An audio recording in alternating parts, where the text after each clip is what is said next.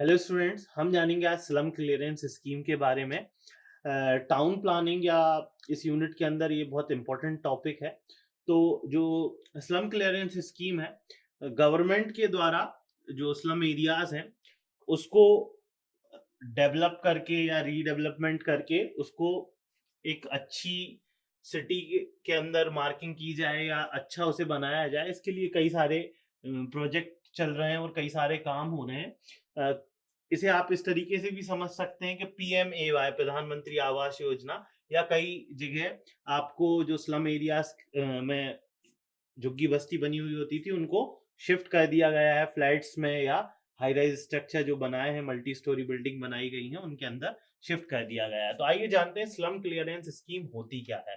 तो slum clearance या slum eviction या slum removal is an urban renewable strategy used to transform low income group statement with the poor reputation into another type of development or housing।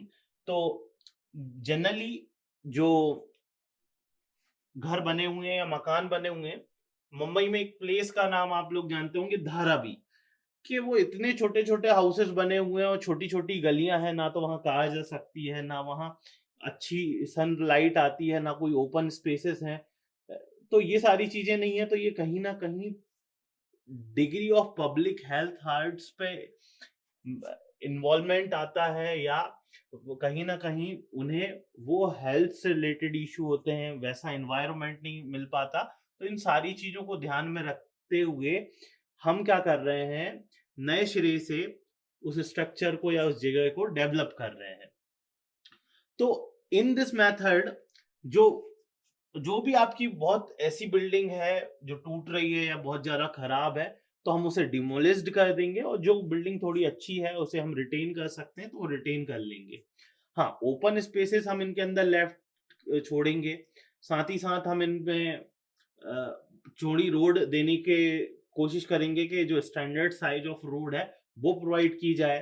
ठीक है, यहाँ पे हम जो भी नई बिल्डिंग बनाएंगे वो स्टैंडर्ड्स के बेसिस पे हो, new house of approved standards, या बिल्डिंग जो भी है स्टैंडर्ड्स के बेसिस पे हो, है ना। तो अगर हम कोई भी स्लम एरिया को क्लियरेंस कर रहे हैं तो वो क्या काम करके दे रहा है, एक तो आपको उस सिटी के को बढ़िया एक अच्छी सिटी में बदल पा रहे हैं हम उसको। जो स्लम एरिया था उसे हम खत्म कर पा रहे हैं। इसके लिए एक्ट भी है, 1956 का जो एक्ट है, स्लम एंड क्लियरेंस एक्ट है। तो इससे हो क्या रहा है, जैसे अगर हम पहली वाली मेथड की अगर हम बात करें, कंप्लीट रिमूवल मेथड, जिसके अंदर हम डिमोलिश्ड कर दे रहे थे, या फिर अगर कोई बहुत अच्छा स्ट्रक्चर है तो हम उसे रिटेन भी कर रहे थे, चौड़ी रोड प्रोवाइड कर रहे थे वहां पे। ठीक है, ओपन स्पेसेस छोड़ रहे थे, स्टैंडर्ड्स के हिसाब से घर बना रहे थे। And the selection of slum areas for the clearance against the improvement in the following two factors there should be consider: the degree of public health hazards involved and the economical potential of the land। कि भाई जमीन कहाँ पे है और उस जमीन की क्या उपयोगिता है, सिटी के बीच में है, शहर के अंदर है, और कितनी वो है, तो उस हिसाब से भी हम उसे ले लेते हैं। एंड द इम्प्रूवमेंट मेथड, अगर हम सेकंड इम्प्रूवमेंट मेथड की बात करें, तो if the house are good, fairly good, certain steps such as improvement and वहां पे हम street system, filling up low ground, modification of drainage arrangement, removal obstruction such as structure may be taken up the improvement slum clearance scheme। ठीक है, तो हम construction of और open और covered drainage, हम उस जगह पे ड्रेनेज लाइन क्रिएट करेंगे, चाहे हम ओपन ड्रेनेज सिस्टम बनाए या कवर्ड ड्रेनेज सिस्टम बनाए। जो बाहर पानी बह रहा है या ये जा रहा है, गंदगी हो रही है, इसको हम खत्म करना चाहेंगे।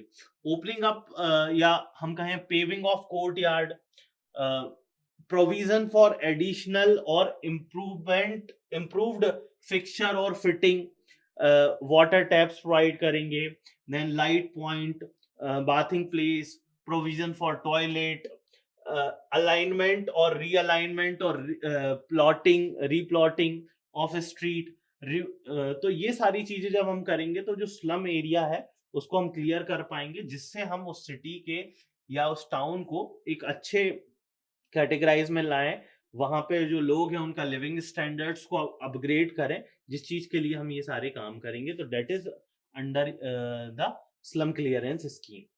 Thank you.